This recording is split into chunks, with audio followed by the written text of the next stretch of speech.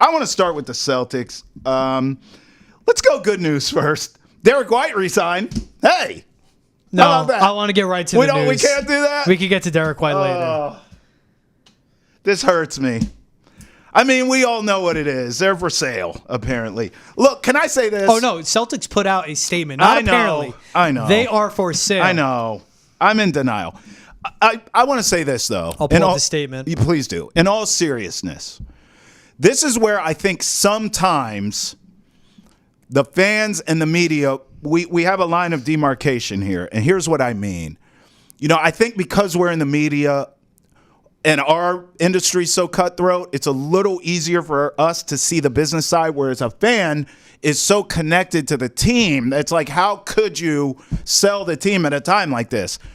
Let me just tell you, this is the exact time you sell the team. I don't really have a problem with it from a business standpoint. I think it's brilliant from a business standpoint, to be fair. I really do. Yeah. The stock of this already historic, valuable franchise will never be higher. You're coming off a championship. You're set up to win multiple championships.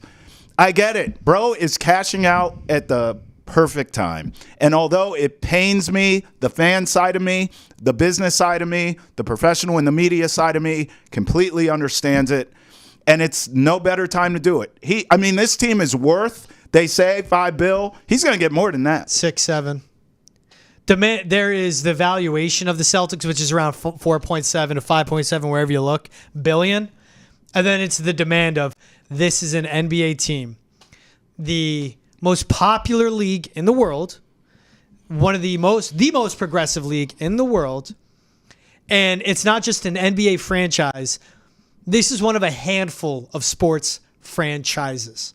Celtics, the Lakers, the Cowboys, now the Patriots, the Yankees, the Red Sox, the Dodgers, right? If you go into the NHL, the original 6 franchises, right? Yep. It's one of a handful of franchises to own, and that's what makes it go up. Wow.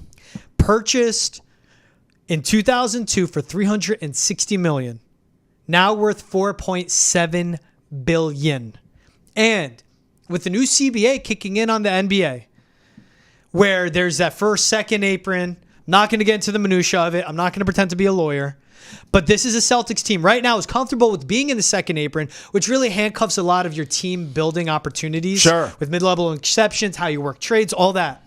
But if you're a Celtics team that has the Jays, has Drew Holiday, has Derek White, has Kristaps Porzingis for one more year, but you have the core and you can draft and fill in as they have those role player pieces, but you have the foundation set, they're fine living there. Yep. But the parity that's about to kick into the NBA, it's to stop the Clippers and Steve Ballmer for doing what he wants to do. Sure. It's to stop the Celtics for doing this again. To have a more competitive league throughout. Right. You said it. The value they've maxed it out. Yes. And I give so much credit to Wick Grossbeck, Steve Pagliuca, the rest of the owners of the Celtics. Because they came out and they're like, look, yes, we're venture capitalists, but we're not just randos from, say, Silicon Valley or whatever.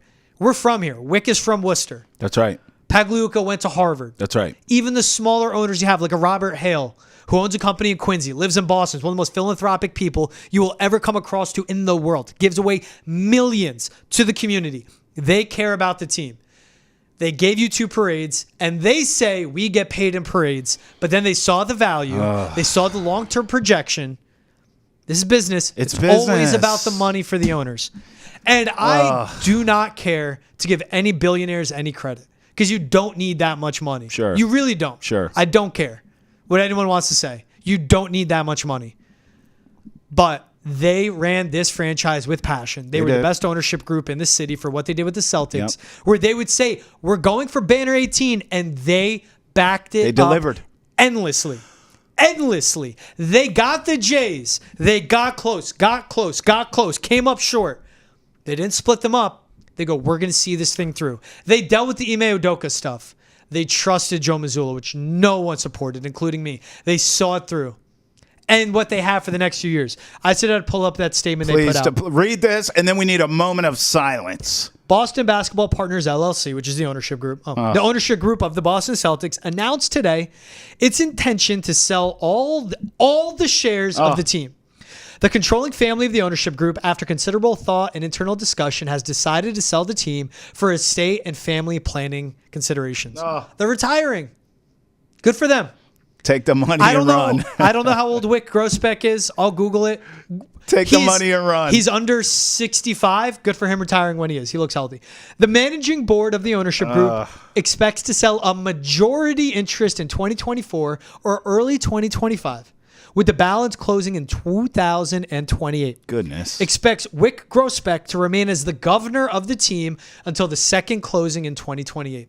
So short term, it's still going to work out for Celtics fans. For the Jays, it's still going to work out. For Drew Holiday and Derek White, who just signed that extension, 4 years, $125 million for Derek White, still going to work out. Yep. Literally, lifetime of your contract, Wick is still your boss. He's still going to be there. What that tells me with selling majority, but Wick seeing it through, they're not just going to give it to anybody. Yeah, you got to. They care. Yeah. You're going to give it to someone that's going to invest. You're going to be in vetted. It's not just going to be the cash. You show up. No, you're going to be vetted and the cash. You got to throw that in too, right? So we both love the Derek White signing. Wick Grossbeck, 63. Too young to retire. He'll be sick, bro. What? He has billions. Too young to retire. Yeah, I think so. You know me. He'll take his money and he'll do something else. Yeah, that's what they he's do. going to do it from an island or a yacht instead of needing to sit courtside all the time and put up at Boston Winters. Right, I do say this too. Sorry, last time I cut you off. My bad. You're good. This is big. Boston fans, as you want, have a moment of silence. Yeah. If you're an NBA fan, if you're a fan of the Celtics, you have to celebrate this. I mean, if you're a fan of the Knicks, sorry, completely misspoke. If you're a fan of the Knicks, you have to celebrate this because this is a very good ownership group selling the team. All of a sudden, it gives you a glimmer of hope. If you're a Knicks fan, a Sixers fan, right? Because you have a chance. Them. No, I'm just saying. I want their owners the to effect stay. on the rest of the NBA, right? For them to sell, for cash outs. This is bad for Boston. Yeah, the rest of the NBA is celebrating because that's how good this ownership group is. Sorry, I didn't think that through. I think that Buss family needs to get rid of that damn Laker team. It will never happen, but that's who needs to sell. So we love the Derek White re-signing. What about Paul George going to the 76ers and Tyrese Maxey staying with the? Listen. I like what Philly's doing. I still don't think they beat Boston because none of those dudes, Tyrese Maxey's too young. He hasn't done anything yet. Joel Embiid and Paul George both have choked in postseasons. So I can't really, in my mind, see them in a 7-game series beating the Celtics for anything that counts. But I must admit, I love what they're doing here. They put together a beautiful team. This is a really good 76ers team now. I know we're coming to the close. I'm actually going to do this right now. I'm going to tease and produce to the next episode. I'm going to talk more about this Paul George deal. Okay. Next episode of the chat. All right. I think it was his best option. Returning to the Clippers, Kawhi, Jimmy Harden, didn't want that. Right. Going to the Magic, that ship sailed when they signed KCP. Right. You go to Philly. This is not slashing, attacking Paul George. Nope. This is played 74 games, shooting 41% from 3, playing 34 minutes a night. Defense. Very effective shooter, great athlete, great defender. Boom. Joel Embiid, you go to him, bro. I don't just 65 games, forget it, bro. Yeah. Forget about MVP, forget about All Pro. You got paid. Sure. Play 50 games. Yeah. Because if we get to the playoffs, at most, I need you to play 28 games, right? So let's get you to playing 80 games on the year. But let's make a run. I can carry the team when you want to load manage, when you get injured. Joel Embiid stays healthy. This is the best big three in the NBA. But you can't say that for me because of the injury history. But I think this was Paul George's best option. And for the Sixers, playing with a Tyrese Maxey, a true point guard, makes guys around him better. Young star coming into his prime that got extended too. I think this is a great landing spot for Paul George. Completely agree. Now, I have 2 names on my list that, for the sake of time, I'm going to take off because they're losers. James Harden goes back to the Clippers. Who cares? Yawn. He's a loser. Chris Paul goes to the Spurs. He's fat and washed. At least he coaches Wemby. He looks like Cliff Paul from the commercials. Now let's go Klay Thompson to the Mavericks because, listen, he doesn't play defense. He's not some superior athlete at this stage of his career, but one thing he can do is catch and shoot that rock. So I'm thinking Kyrie and Luka cooking, shake and bake, put you in a blender doing what they do, and kicking out the Klay. He is going to absolutely abuse the West, and it sounds like he wants to abuse the Warriors because he feels slighted by them. I love Klay Thompson to the Mavericks. This is a fantastic move for Dallas. I was shocked that it happened. I think it's great because he is a fill-in piece there in Dallas. Yes. If you went to the Lakers, he would have had to been a foundational guy they lean on, and that roster is so far away from being serious contenders. Dallas just got to the finals. Say what you want about Clay. Say the 0 for 10 in elimination game. A guy that can't defend anymore because of his Achilles and ACL, but 9 threes a game, shooting 38% from deep. They need it. The issue with Dallas now is the defense. But I thought, again, out of his options, because it was Dallas or Orlando, KCP went to Orlando. I thought that was a fantastic signing. Again, we'll talk about that in another episode. For Clay, this was his best landing spot. Teaming up with Luka, playing with him, bringing the shooting, bringing the veteran leadership, still with a young team, and teach them how to win. Bro, I got to tell you. You know how I know this is such a good show?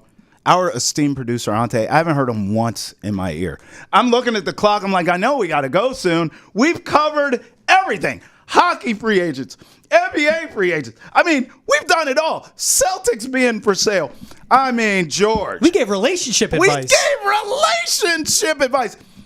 We'll leave you with this. If there are red flags, run for your life. You don't invest. You run for your life. You live to love another day. I say this. You give me good advice. Life, relationship, whenever I need it, bro. You're the best. I Bring love it it, in, T. baby.